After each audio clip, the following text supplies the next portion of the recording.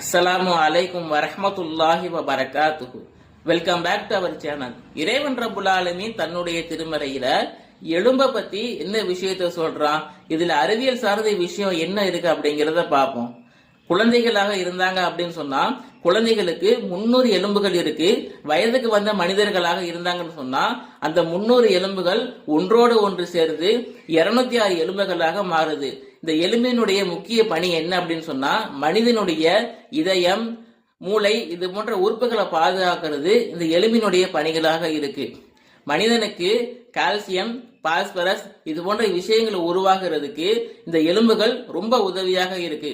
மனிதனுடைய எலும்பு ரொம்ப வலிமையாக இருக்கிறதுக்கு கால்சியம், விட்டமின் டி, சூரிய ஒளி, உடற்பயிற்சி இது போன்ற எல்லா விஷயங்களும் மனிதனுக்கு தேவைப்படுது.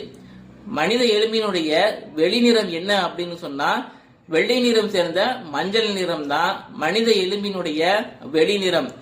எலும்பினுடைய உள்நிறம் என்ன அப்படின்னு சொன்னா சிவப்பு நிறம் சேர்ந்த மஞ்சள் நிறம் தான் அந்த எலும்பினுடைய உள்நிறம். மனிதனுடைய எலும்பின் மொத்த எடை 12% 15% தான். இப்படிப்பட்ட எலும்பை பத்தி இறைவன் தன்னுடைய திருமறையில பேசும் பொழுது விந்து துளியிலிருந்து ரத்த கட்டியாக மாத்தி அந்த ரத்த கட்டிய நம்ம சதை கட்டியாக மாத்தினோம். சதை கட்டியாக மாத்தி அந்த சதைக்கு எலும்புகளை கொடுத்து அந்த எலும்புகளுக்கு நாம சதை கட்டியாக மாத்தி அந்த இடத்துல வேறொரு படைப்பை நாம படைச்சோம் அப்படின்னு சொல்லி மனிதன் படைக்கக்கூடிய படைப்பை இறைவன் ரப்புல் ஆலமீன் தன்னுடைய திருமறையில பேசிட்டு இந்த வசனத்தை முடிக்கும் பொழுது படைக்கக்கூடிய மனிதர்களில் இறைவன் சிறந்த படைப்பாளன் அப்படின்னு சொல்லி இறைவன் இந்த வசனத்தை முடிக்கிறான். அஸ்ஸலாமு அலைக்கும்.